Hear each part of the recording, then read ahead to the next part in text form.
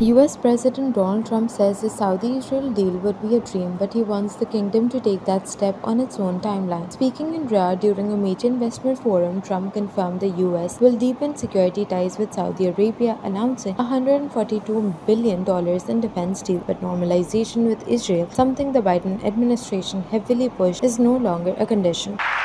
Today, the Gulf nations have shown this entire region a path towards safe and orderly societies with improving quality of life, flourishing economic growth, expanding personal freedoms, and increasing responsibilities on the world stage.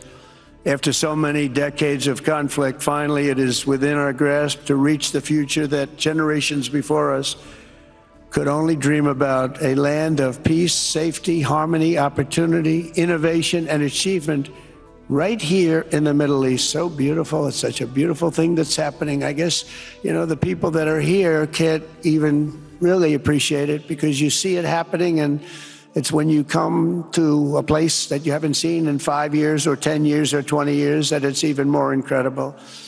When I left office just over 4 years ago, that future seemed almost impossible, what you've done. Together we had obliterated the killers of ISIS. We wiped them out, terminated its founder and leader, al-Baghdadi.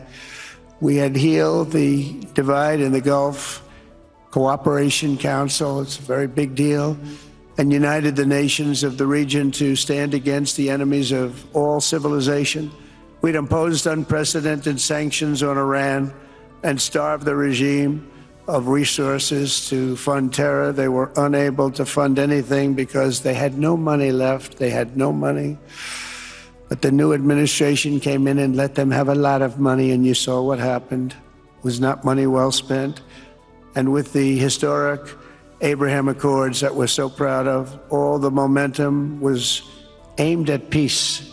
And it aimed very successfully. It's been an amazing thing, the Abraham Accords. And it's my fervent hope, wish, and even my dream that Saudi Arabia, a place I have such respect for, especially over the last fairly short period of time, what you've been able to do, but we'll soon be joining the Abraham Accords. I think it'll be a tremendous tribute to your country. And it will be something that's really going to be very important for the future of the Middle East. I took a risk in doing them, and they've been an absolute bonanza for the countries that have joined. The Biden administration did nothing for 4 years. We would have had it filled out.